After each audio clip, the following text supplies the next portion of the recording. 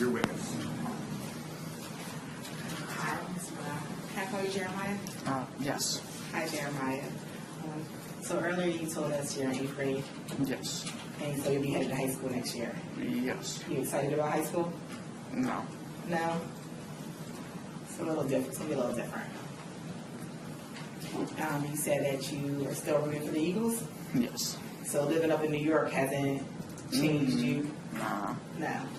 Good choice. Yeah. And you said you enjoy Marvel over DC. Yes. Do you have a favorite character? Yes. Who? Doctor Strange. Doctor Strange? Yes. Doctor Strange. He's my cool. Black Panther fan. Did you see the last Infinity Wars? Yeah. Are you ready for Endgame to come out? Yeah. Me too. I watched it over the weekend and I'm like on suspense waiting for it. Yeah. Okay. So I'm going to take you back to December 18th, okay? Yes. You said Dad came over around 3 o'clock? Yes. And at the time you were the only one at the house. Yes. And you were playing your video games. Yes. And that's in the living room area? Yes. And then eventually Mom and your sister came back, correct? Yes. And your sister came in the house when you came back? Yes. And your mom stayed outside and was talking to your dad? Yes. And then at some point your mom came back inside. Yes. When Mom came in, was it light out still or had it gotten into the evening hours? It was late. They didn't talk long. Okay. So, and what did she do when she first came in? She just went back to her room to get clothes and went to shower. And then she showered? Yes. And shortly after that, or period after that, Dad came inside. Yeah. Wait. Did Dad come in shortly after that? Yes. Okay. So when Dad came in, he then went to the back room Yes. and he played with your little sister. Yes. And at that point, you were in your room Yes. and you were playing your game. Yes, my phone. Okay. And then Mom eventually gets out of the shower. Yes. And Mom, after she gets out of the shower, she goes in the room with where your sister and Dad. No. Goes to the living room. She goes to the living room after she had a shower. Yes. And what time, what was at this point, had it gotten dark? Yes. Okay. Around what time would you say it was? Like, 6-ish or About 6. 6? Yeah. Okay. Because my bedtime was 7. Your bedtime was 7? Yes. I'll have some more questions. Thank you. So your bedtime, what time was your sister's bedtime? You said it was past her bedtime. Yes. Okay. So your bedtime was 7. Mom goes in the living room area. And at that point, do you automatically go in there and say goodnight? No, it's 6. That's And 6. 6 something. Okay. And it's almost my bedtime. Okay. So you stay and keep playing on your phone? Yes. And then did you go in there, say, shortly after your bedtime around 7 o'clock? Yeah. And then you say goodnight Yes. and you give Mom a kiss? Uh-huh. All right. And then you go and lay down? Yes. All right. And you said you're a good kid, so you didn't get back on your phone, right? Yeah. All right. So at that point, Dad is in the room with your sister? Yeah. All right. And after that, you said Dad came in the room with you. Yeah. How long after you had laid down did Dad come in the room with you? I can't really tell because I fell asleep and he was in the room with me, so I don't know when he got up and left. But before that, I'm saying, Oh. so before, when you first lay down, Yeah. Dad was with your sister. Yes. And then Dad came to you. Mm-hmm. So how long had you been laying down before Dad came to you? Oh, 10 minutes. About 10 minutes? Yeah. And then at some point you fell asleep. Yeah. And when you fell asleep, Dad was laying with you. Yeah. Was Dad asleep? No, he wasn't She asleep. was so awake. Yeah. And at some point you woke up. Yeah. Do you know around what time you woke up? I know I had nothing like electronic with me to check. But at that point, was the house, but I want you to start bedtime ready. Like were the lights down? Was the house dark? Yeah. Okay. Except there was a kitchen light, a little light over the sink, so that Like was it more of like a night light, or was it like, say, one of these lights, not all Like of a, them? yeah, like those. So just like a small kitchen light. Yeah. Okay. So you wake up and then you say Dad is standing at the, we call it curtain. Yeah. Curtain. Yes. And he has the curtain slightly pulled back, Yes. and he's looking into the kitchen. Yeah. And eventually he goes in towards the kitchen. Yes. At that point, you're still laying in your bed. Yeah. I want to show you a photo that you saw a little bit earlier of your mom. So this photo was marked originally as 126. So in this photo, what's in the pot? Is this a pile of your clothes? Yeah. I'm pretty messy. That's okay. A lot of teenage boys are. So, Yeah. and then this is the bed. Yeah. So the bed is in between, say, the wall from the kitchen and the wall from the bathroom. Yeah. And was your head laying closer to the bathroom or closer to the kitchen? To the kitchen. So that's where so your head's facing that way. Yeah. Okay.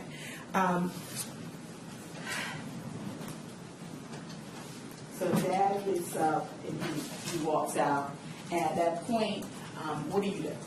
I'm laying there still. You're just laying there still? Yeah, I thought he just went somewhere else to get something or something. Okay.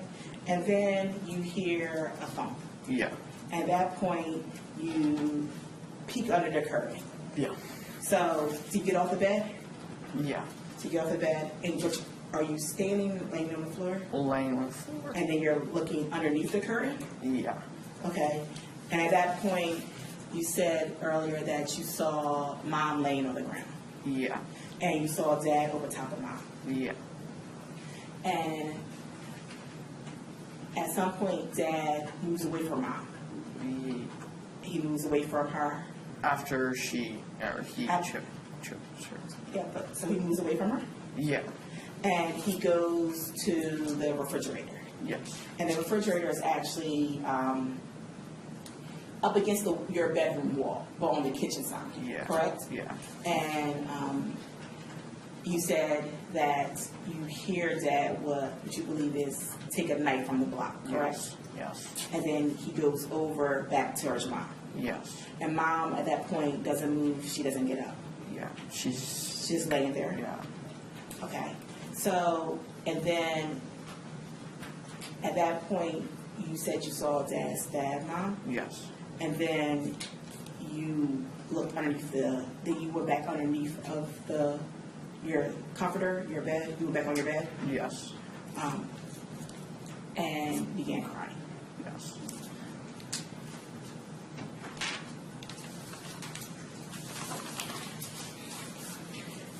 And the next thing I believe you said you did was you looked under the curtain again at some point. Yes. And you see Dad smoking a cigarette. Yes. And where is Dad at that point smoking a cigarette? He's in the kitchen and he's between the kitchen and the living room. And he's smoking a cigarette. He's Yes. standing. Yes. Then do you get back into your bed? No, well, yes, and then he hears me, and I go in my bed and just lay there and cry. So you're laying in your Yeah, bed crying. and he heard me, and he came in. So Dad comes in. Yeah. And that's when he said you shouldn't have seen this. Yes. And he told you he was going to go live with one of your uncles. No, that was a little. He told me to go to sleep, and then in the middle of the night, he woke me back up and told me. So you have went to sleep. Yeah. So you go back in your room and you go to sleep. Yeah. And then at some point, Dad wakes you back up. Yes. Do you know how long it was from the time Dad said to you, you can't hear this, you shouldn't see this, to the time you woke up again? No. You don't? And then at that point, he wakes you up, and you said that he said, you're going to go live with Charles, correct? At that point, where does Dad go? He goes back in the kitchen or something, and I fell back to sleep, and And then, I woke up in the morning. The morning. So when you wake up in the morning, you said you initially go into the room where Mom is. The kitchen. The kitchen? Yeah. And then you go into the room where Mom is? No, I don't go in there at all. You don't go in there at all? Yeah. Okay. So you go into the kitchen, and then you said you heard the alarm, but you didn't register it, right? So you heard the alarm going off, Yeah. but at first you didn't kind of realize what it was. Like you weren't paying attention. No, I knew what it was. It was my mom's phone, because usually it has the alarm on it. Okay. And where was that located? It was in the water heater. And where's the water heater? It's You can show us in your title. it's right here. Right here. So it's in the kitchen area? Yes. Okay. So the Mom's phone's going for the water in the kitchen area. And then you go and get your little sister. Yes. And you go out the back door. So we use Yeah. the back door. And then you go over to the Greers. Yeah. At some point, the police arrive, right? Yes. And do you have an opportunity to speak to any of the officers? Yeah. You did. Did you speak to them when you were still in Laurel Lake? Yeah. And did you speak to them again when at the police station? Yes. I was at my mother's funeral, and they called for me. But you didn't go to them, speak to them I believe at the time it would have been the 19th. You didn't speak to him like right after? Can you rephrase that question? So you said this. So on that same day that you went to the Greers, did you go to the police station and speak to an officer? No. You didn't go there that day? No. Because I had to go to the hospital. They took me to the hospital. And after the hospital, you didn't go and speak to anyone? Actually, I did talk to, I forget his name, but I went to the prosecutor's office? Yeah, prosecutor. If I told you it was Detective Capiferi, would that kind of ring a bell for you? Yeah. That says, and you sat in the room and talked to Detective Capiferi? Yeah. Do you recall telling Detective Capiferi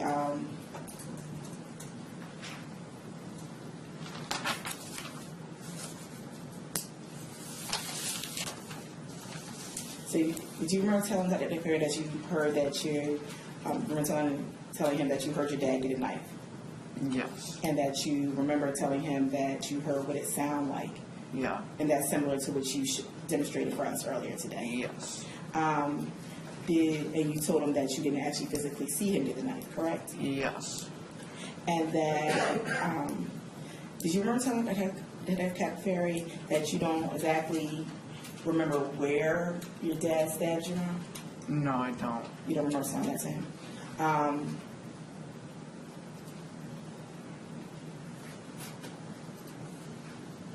Do you remember telling Detective Capiferi that the kitchen chair and table was kind of blocking your view?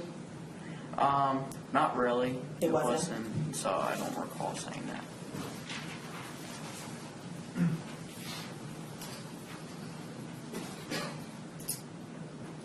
Honor, I'd like to mark a transcript from the Cumberland County Prosecutor's Office of Detective Capiferi's interview with Jeremiah W. Monell as D3.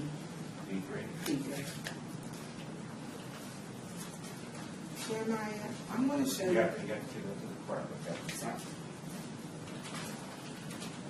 Jeremiah, I'm going to show you what we just marked as D3, which is a transcript of the statement that you gave to Capiferi, okay? And I would like to just have you look at lines, it's page 36, and we're going to look at lines starting here at 12 to 18. Okay, can you just read over that for me? Say it out loud? No, just read it to yourself. Yeah. And that says that you told him that the chair and table was blocking your view. Is that correct? Yeah, I just read it, but I don't remember Same. I don't remember even it blocking my view at all.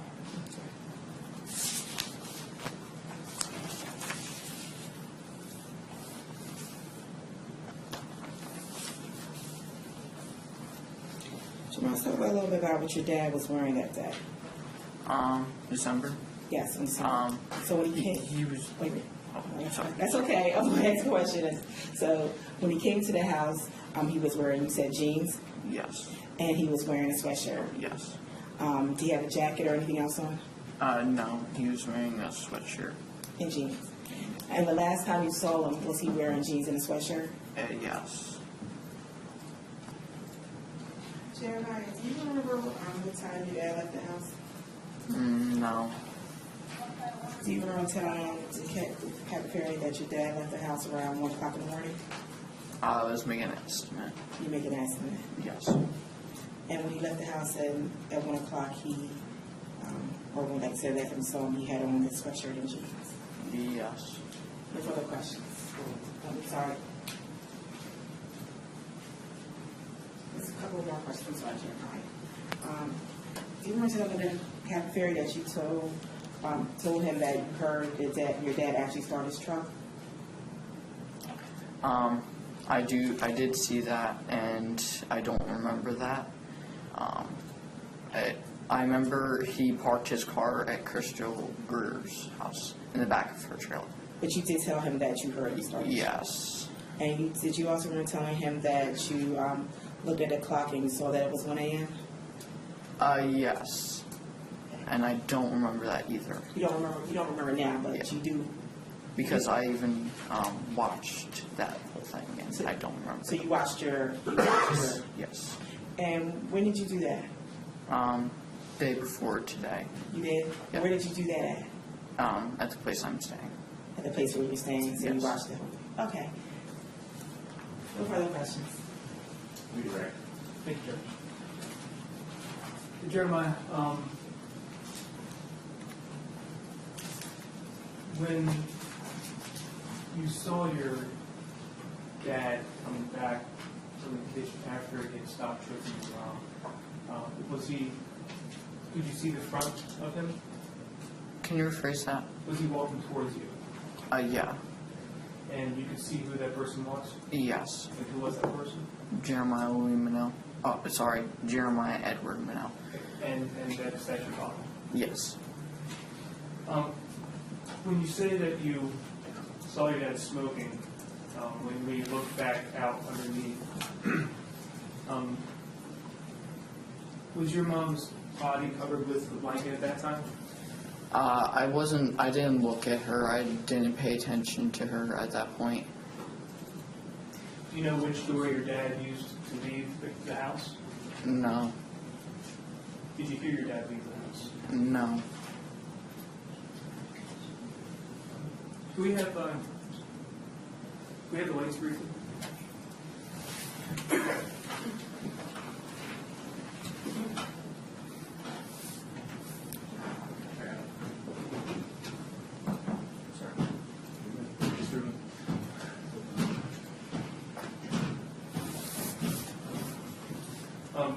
Jeremiah, this is S79. That's right here. You still have that laser pointer up there? Yes. Okay. With this picture, S79, can you show where you were looking out from your curtain towards the living room? Okay. And where was your dad standing at before he left your room to go through the kitchen into the living room? Wait, rephrase that, please. Can you show where your dad was standing, looking through at your mom before he left to go into the living room? Oh, before all of that? Okay. Before all that happened, right there?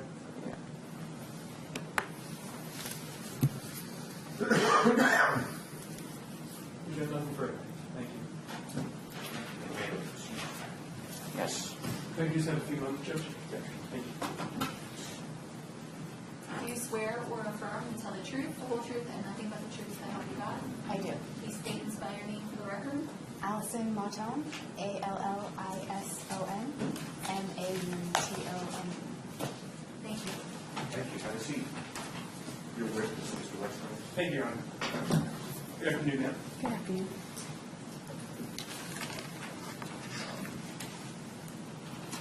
What is your profession? I am a physician. And in what field do you practice? I practice in the field of forensic pathology. Generally speaking, what is forensic pathology? Forensic pathology is a medical subspecialty that deals with recognizing and interpreting both disease and injury in the human body, and then using that to determine how and why someone died. Do you have your undergraduate degree? I do. And what field is that? My undergraduate degree is in biomedical engineering. And what institution did you receive that degree from? I received it from the University of Virginia. And in what year did you receive that degree? I believe in 2007. And you went to medical school after? I did. And where did you attend medical school? So at the time, it was the University of Medicine and Dentistry of New Jersey up in Newark. I believe it is now Rutgers. And when did you graduate from medical school? 2011. And you received your doctorate? I believe so, yeah, a medical doctorate. I think so. Did you participate in postgraduate training? Yes. And was one of those in anatomic and clinical pathology residency? Yes. And where was that? It was at Columbia University, New York Presbyterian Hospital in New York. How long was that program? It's a 4-year program. And that was from 2011 to 2015? Yes. And did you also attend a forensic pathology fellowship? I did. And where was that? That was down in Tarrant County in Texas. And how long was that program? It is a 1-year program. And what's the purpose for going through that residency and then that fellowship? So residency training is our specialty training, right? So you get a medical degree and then you specialize. So I specialized in pathology, anatomic and clinical. And then the forensic pathology is my subspecialty training. So it's just sort of narrowing down the field of focus a little bit. And are you currently employed as a medical examiner in the state of New Jersey? Yes, I'm an assistant medical examiner for Middlesex County. And how long have you been at Middlesex County? Since May of 2016, I believe. And 2017, I'm sorry. That's fine. And where were you employed prior to that? Before that, I was employed by the Southern Regional Medical Examiner's Office of the state of New Jersey. And where is that located? The office itself is located in Woodbine, New Jersey. And does that cover both Cumberland and Cape May counties? It covers Atlantic, Cumberland, and Cape May counties. And what are your responsibilities in those positions as a medical examiner in the state of New Jersey? So generally, we investigate deaths that fall within our jurisdiction, which include unexpected, traumatic, suspicious, or unnatural deaths. And we do that to try and determine how and why someone died or the cause and manner of death. And you presently have your medical license to practice in the state of New Jersey? I do. And do you have any certifications in your field? I believe you're asking about board certifications. So Yes. I am board certified in anatomic pathology, in clinical pathology, and in forensic pathology. Yes. And those are all correct? Yes. Are you a member of any professional associations? Yes. I'm a member of the National Association of Medical Examiners and the American Academy of Forensic Sciences. Approximately how many autopsies have you conducted here in New Jersey? In New Jersey, I'm not sure, but in the past 3-ish years, over 500. And have you been previously qualified as an expert in the field of forensic pathology? I have. And where was that? In Monmouth County. One time? One time. And what type of case was that? A homicide? Judge, at this time I would like to offer Dr. Mautone as an expert in the field of forensic pathology. One year. No. Very well. Without objection, ladies and gentlemen, I've already explained to you before that we normally do not accept the opinions of witnesses with regard to matters that are before you. The exception, of course, is an expert testimony where an individual has either acquired training or experience or education, knowledge beyond the technical authority to assist the jury in understanding and deciding the facts of the case. In this particular case, this witness is offered as an expert in the field of forensic pathology. Yes, Virginia Office. Again, you can consider her opinion, you can wait, you feel it's appropriate to give. opinion is dependent, however, to some extent on your findings as to the facts. Remember that your finding as to the facts may in fact lead you to her opinion, whether that be great or slight. So her opinion is not binding upon you, though you may consider it for the purposes of making your determinations in these cases. With that, she is qualified as an expert in pathology. You may question. Thank you, Your Honor. Doctor, I would ask that any opinion you may give during your testimony be within a reasonable degree of probability. Okay. I believe you already indicated what your responsibilities are, but generally, what is the purpose of conducting an autopsy? So the purpose of conducting an autopsy is to look for any unique or identifying features and then any evidence of natural disease or injury that may explain a person's death. Can you describe the procedure of actually conducting an autopsy? Sure. So it's a medical procedure. It's basically the physical examination performed on a deceased individual. So we start externally and then move internally.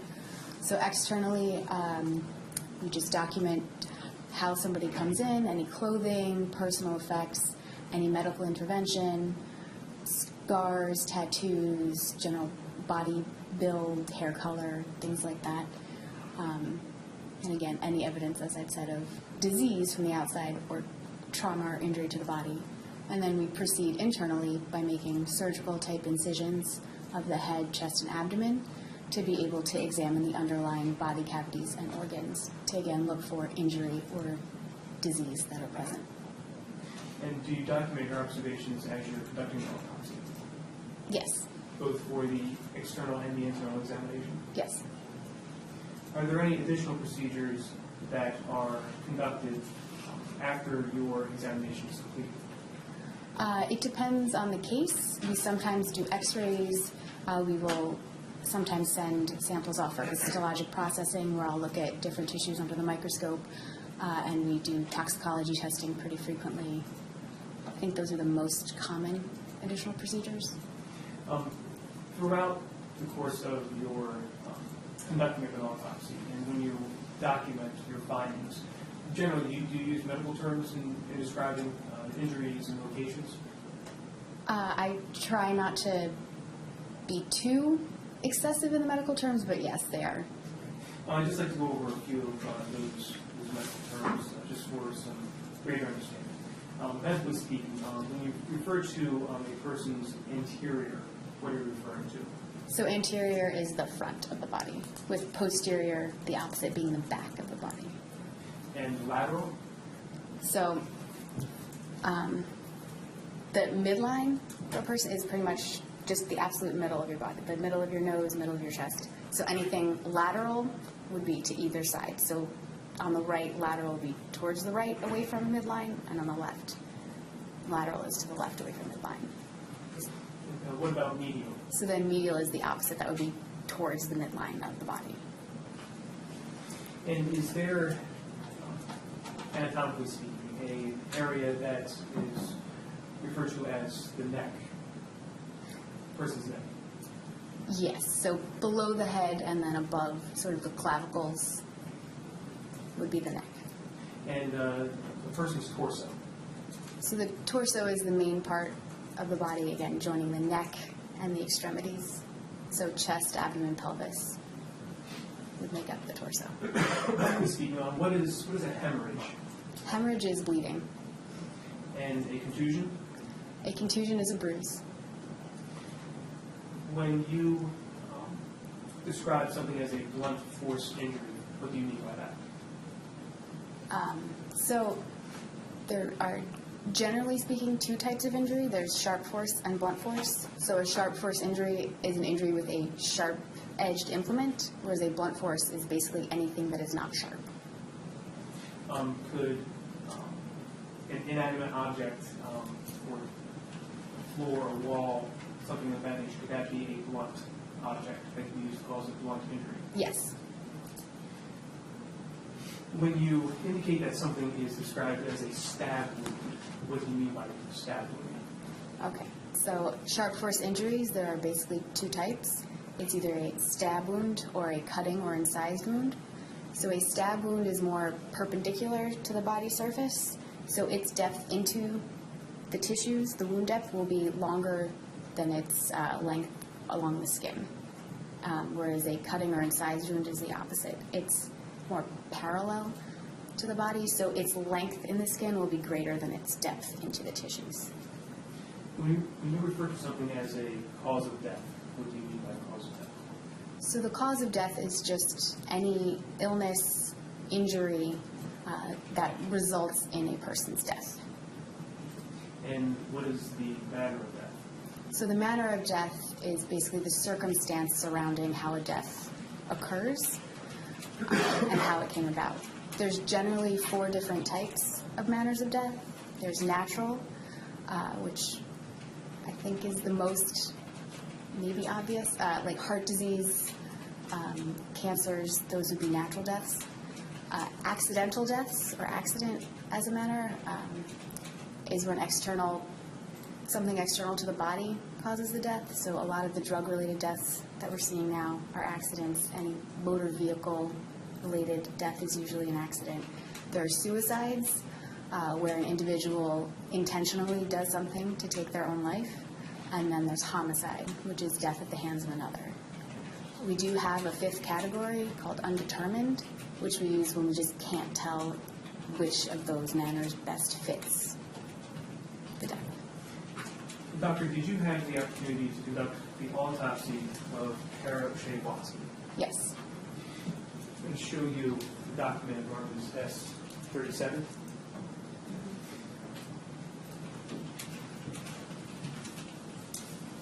Ask you first if you recognize this document. I do. What is this document? This is my autopsy report on Tara O'Shea Watson. And does that appear to be a complete copy of the report that you authored? I believe so.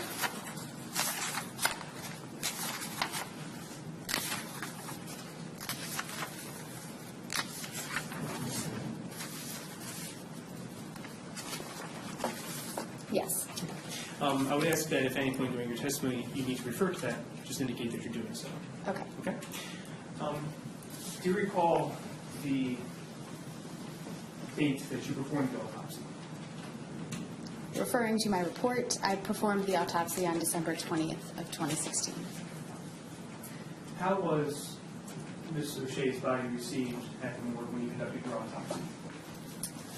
Generally, we receive bodies in sealed body bags to the morgue. And was the body received in such a fashion? Yes. And upon the body bag being opened, did you then conduct your external examination? Yes. Is that done on a table that's generally referred to as an autopsy table? Yes. And what's the purpose for having the exam performed on the autopsy table? I'm sorry? What's the purpose for having the autopsy conducted on the ICO table? Is it designed in a certain fashion to assist with fluids from the body? Yes. So it has a drainage system. And when the body is placed on the table, was it clothed? It was. How was it clothed? Again, referring to my report, she had a purple t-shirt, black yoga-type pants, white underwear, with earrings in the ears. Was there anything remarkable of note when you conducted that part of the examination? Her hands were in brown paper bags, but that's pretty standard. I'm going to show you an image I have had marked as S149.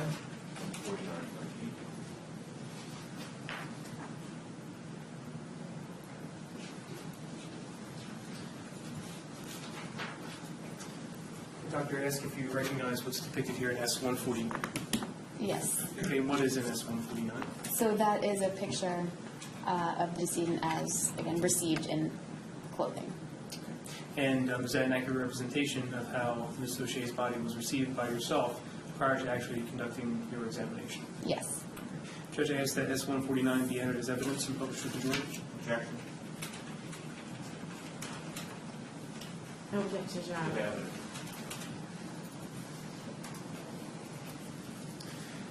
Once the body is once you made your notations in that respect, is the clothing then removed? Yes. And clothing is removed for, obviously, the purpose to conduct the external examination. Yes. And during that procedure, you document your findings. Yes. I'm going to show you now S-150 for identification. 150 for ID.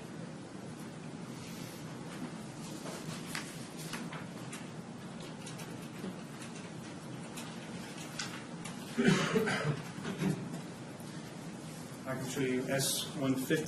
Do you recognize what is depicted there? So this is the decedent, again, after we've removed the clothing and personal effects and cleaned Clean the body. the body. Judge, I asked, and this is an accurate representation of how Ms. O'Shea's body looked after you so described. Yes. Judge, I asked that S-150 be entered as evidence. Any objections? No objections, Your Honor. It has. All right, can I see counsel Sarver, please?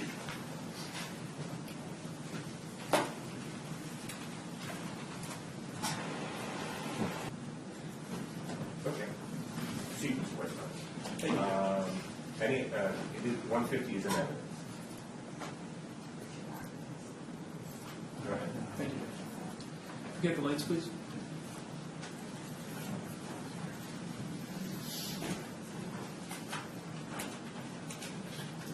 Hey, Doctor, I'm going to display for you on S-149. What is depicted there in S-149? So this is the deceased, again, as first received in the morgue, clothed. Please go to S-150.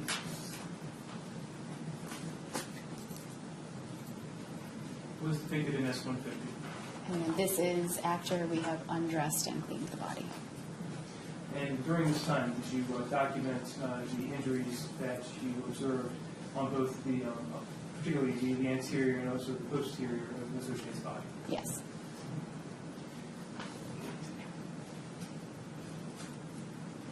Can we have the lights on, please?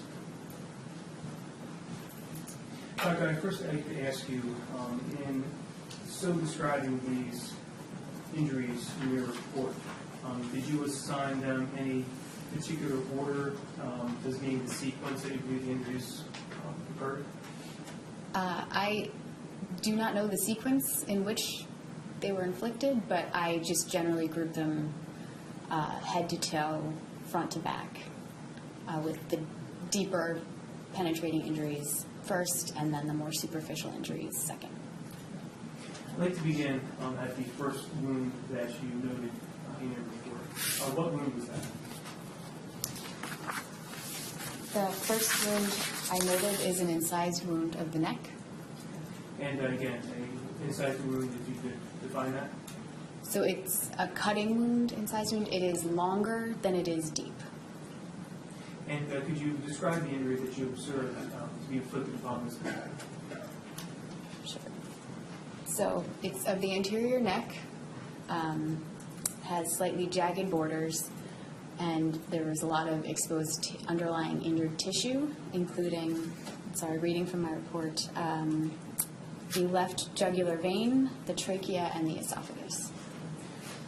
You noted jagged borders. Was there anything significant as to why there were jagged borders?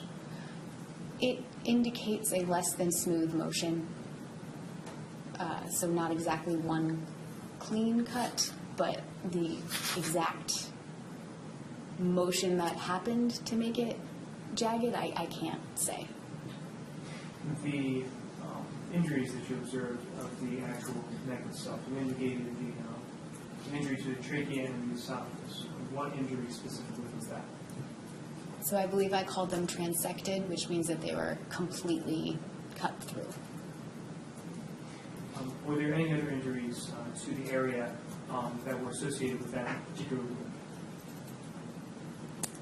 Yes, so again, reading from my report, there was a lot of hemorrhage to the muscles of the anterior neck, and then the anterior vertebrae in that area showed a linear defect. What do you mean by linear defect? It was a straight line just across the anterior surface of some of the vertebrae. Was there any injury to the spinal column? No. Actually, if I could, there was no injury to the spinal cord, But the spinal cord as opposed to the spinal column. which includes the vertebrae. I'm going to show you now S151 for identification.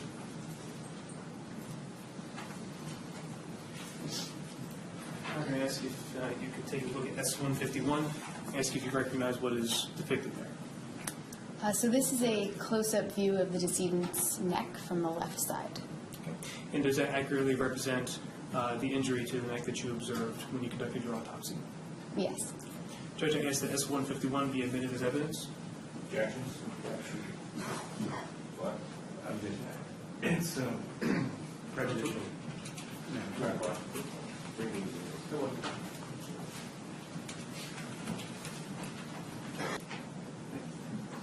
Hey, Doctor, in looking at S151 again, would this photograph assist you in just explaining some of the injuries that are actually documented in your report, particularly the jagged part of the injury itself? The jagged edge can be seen here, yes. Also, how would you classify this injury itself? Would it have been this injury in and of itself? Would this have been a fatal injury to Ms. O'Shea? It could have been. Judge, I ask that it be published to the jury this time. If we could briefly have the lights.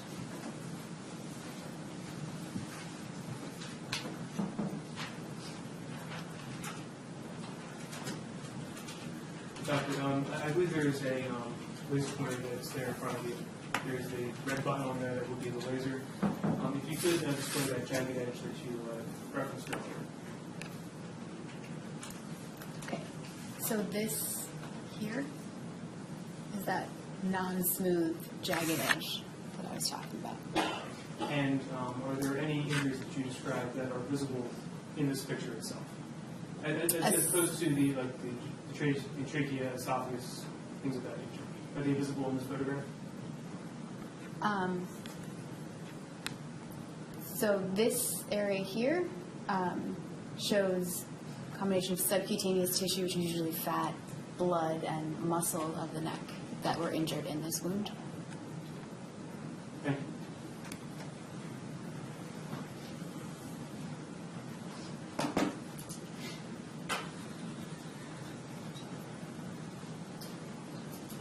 Doctor, what are some of the identifying features that you would be looking for to determine whether a decedent had possibly been choked?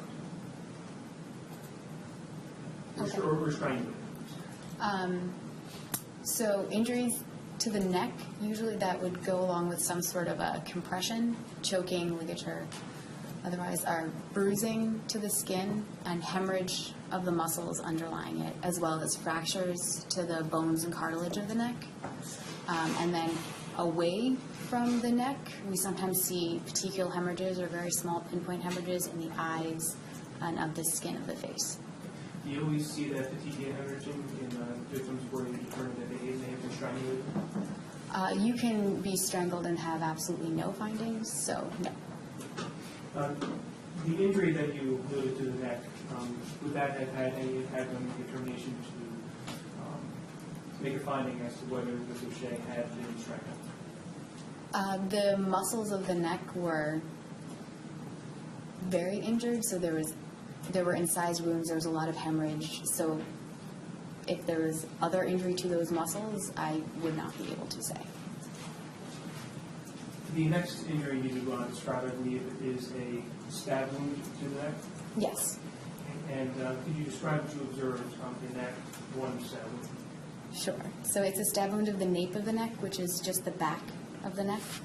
And that wound injured the muscle underlying the skin. Moving on to some other injuries, you noted that there were some stab wounds of Ms. O'Shea's chest. Yes. And how many did you classify as being stab wounds? So I was able to count 21 discrete stab wounds. And did they range in size? They did. And what were the ranges of size? They range from 5/16 of an inch to 3 1/4 inch in length. And how are they oriented? Predominantly, they were oriented horizontally. Horizontally meaning left to right, Yes. or right? Was there also some associated internal injuries that you discovered once you were able to conduct the internal examination that were associated with those wounds to the chest? Yes. So the wounds to the chest, not each individual one, but in total injured the chest wall, which includes the sternum or breastbone, and then the intercostal spaces, which is just the space between each rib, as well as the heart and the lungs that I remember off the top of my head, and then the great vessels coming off of the heart as well. I'm looking at my report.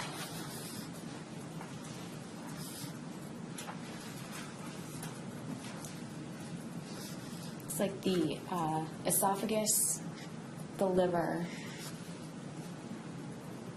and the diaphragm on the left were also injured, with just a lot of associated hemorrhages or bleeding. What was the approximate depth of several of these wounds? Some of the wounds extended to approximately 6 inches. Next, I believe you noted several stab wounds of Mr. Shea's abdomen. Yes, How many stab wounds of the abdomen? 5. And generally speaking, where were they oriented? So they were closer to the right side of the abdomen. And the approximate depth of those wounds? They were approximately 1 inch in depth. Were you also able to note several wounds to Mr. Shea's back? Yes. And if you could describe those several wounds. So there was one wound to the left back, which also passed through the chest wall and entered the pleural space, which is the space where your lung is. There was another stab wound of the right back, which did the same thing. It crossed the actual chest wall and entered the pleural space. I don't believe that either of those actually injured the lung, but they got to that area. And then I think I have 4 wounds of the lower mid-back, which I believe, yes, which injured the underlying muscle. I'll show you a photograph I've had marked as S153 for identification. 153, right?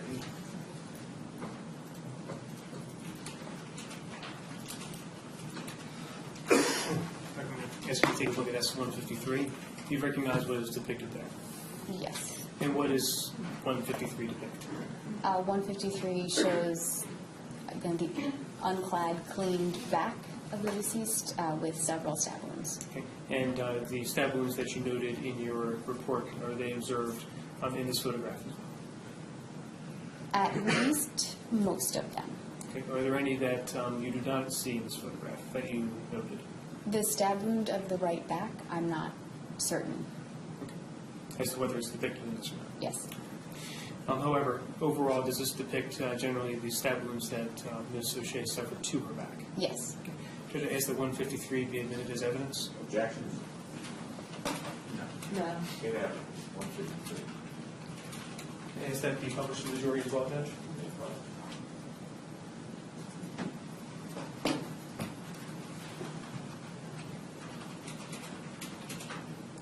And Doctor, if you could show, or at least demonstrate to the jury those stab wounds that you indicated to the lower back, and I believe also to the nape of the neck, which you described earlier as well.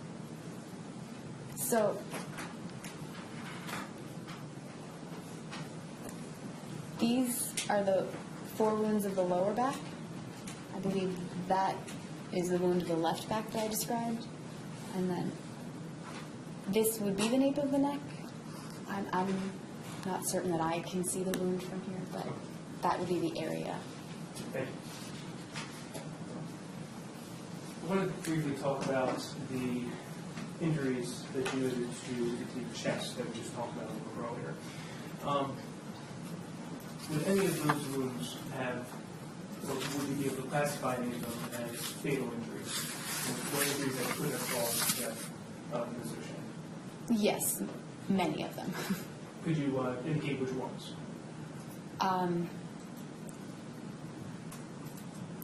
So tracking exactly from the skin into the tissues was not, there were a lot of overlapping injuries, but certainly the injuries to the heart and the great vessels would be fatal.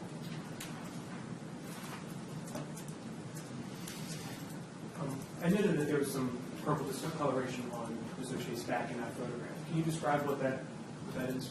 So that's lividity, which is just the settling of blood after you die when there's no more circulation. Other than those wounds that you classify as stab wounds, were there other injuries, that you noted to Ms. O'Shea that you classified as sharp force injury wounds? Yes. Can you describe what those wounds were going from head and then to the neck? So on the head, the chin showed 4 superficial parallel linear either abrasions or incised wounds. And then there were additional stab wounds, or I'm sorry, sharp force injury wounds to Ms. O'Shea's neck. Yes. And how many of those were you able to determine? So I believe I counted 13 total additional injuries to the neck. And where were those injuries, and what did they, what if any injury was a result of the sharp force injuries? Okay. So I broke these up into either above or below that incised wound of the neck that we talked about earlier. So on the left side and above or superior to the incised wound, I saw 4 superficial sharp force injuries, 2 of which I describe as linear stab wounds, and then 1 I describe as a curved defect, and the 4th I describe as 2 connected semi-lunar or semicircular defects. Below the incised wound on the neck, I've described 3 stab wounds. And then on the right side and below, or inferior to that incised, the larger incised wound, I describe a superficial incision of the skin and another sharp force injury overlying the clavicle.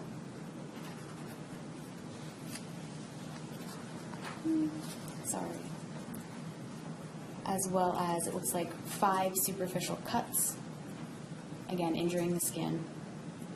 And then associated with just these injuries in general, I describe multiple defects and additional hemorrhage of the neck muscles, which again might overlap with the incised wound. Moving on to other areas of sharp that you described as sharp force injury. Were there other injuries, generally speaking, to Ms. O'Shea's torso that were not previously documented? Yes. And what were that?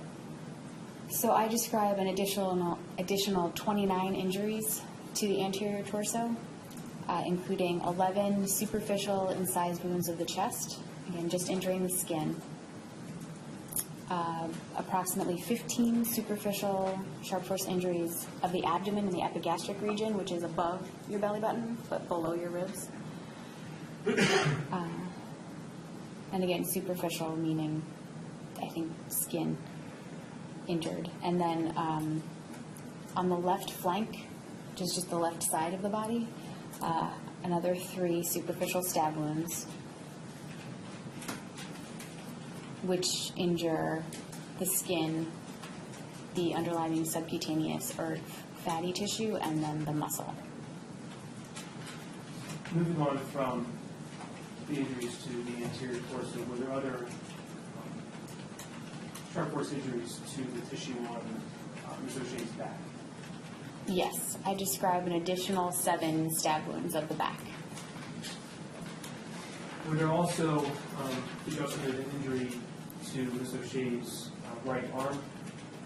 I did. And how was that classified? So I classified it as a sharp force injury. On the day of autopsy, it looked like a contusion or a bruise, but when I re-examined for the next day, there was a very faint, superficial incised wound in the center of that bruise.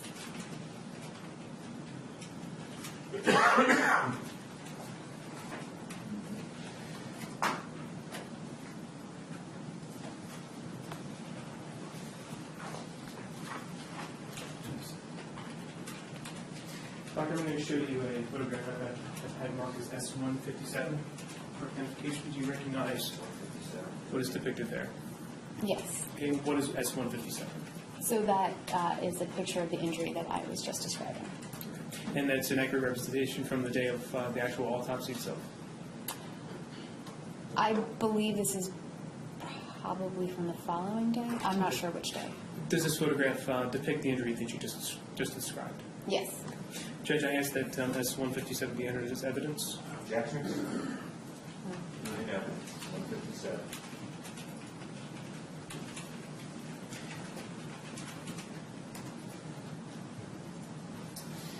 And was there also an injury that you observed to Ms. O'Shea's thigh? Yes. And what did you observe there? So her right posterior thigh had a stab wound as well. Doctor, taking into account the incised wound to the neck, as well as all the stab wounds you described, as well as the sharp force injury wounds that you just got done describing, in total, how many wounds did you observe to Ms. O'Shea?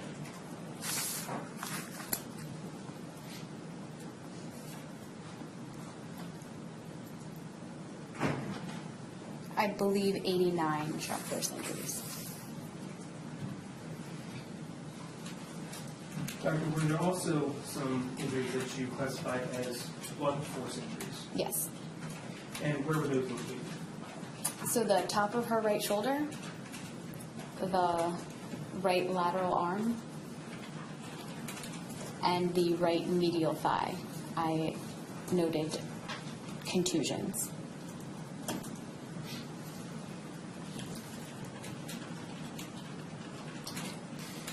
Doctor, I'm going to approach you with 2 photographs of marked as S154 and S155 respectively. First, I ask you to look at S154.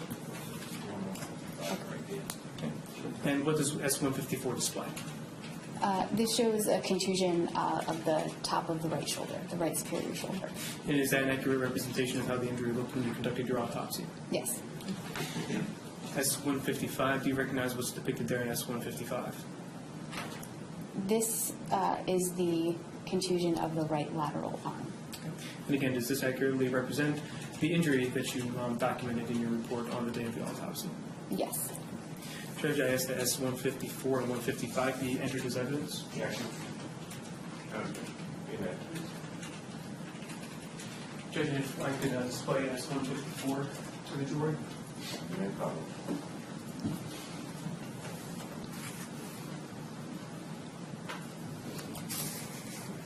Doctor, what is the injury that's displayed on the screen? It's S154. So this is the contusion to the right shoulder. And just below that? This? Yes. That either represents lividity or the contusion to the lateral arm. I cannot tell from this angle. Well, let's move on to the next photograph on S155. Do you observe any contusion as described in your report? Yes. So this would be the contusion to the lateral arm. Thank you. You have the lights on, please. When you also conducted your internal examination, other than what you've already noted regarding the injuries to the internal organs and other parts of the interior of the body, was there anything else remarkable or important that you feel should be noted?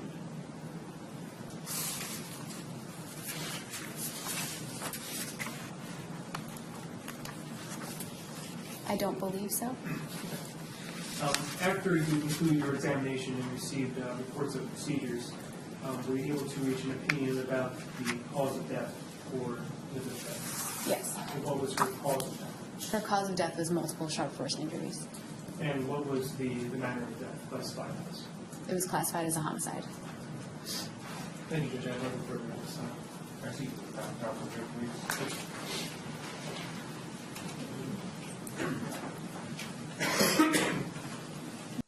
Break, okay? This will be a 15-minute ride, a little more than 15 minutes, just a few minutes of 3. Be back in the deliberation room like quarter after 3. Same warnings I give you every time. Please, no conversations about this. Don't look anything up on your smartphones. And we'll bring you back in here at quarter after 3. Thank you very much.